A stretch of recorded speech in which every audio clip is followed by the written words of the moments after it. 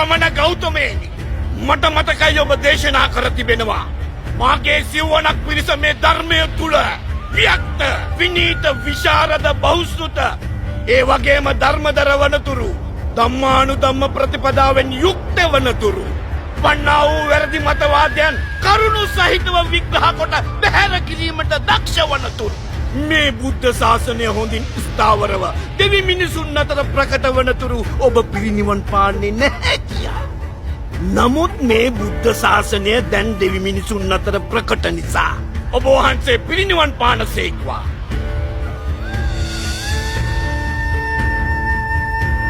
පවිටු මාරය තථාගතයන් වහන්සේ ගැන ඔබ අමුතුවෙන් කලබල විය යුතු නැහැ.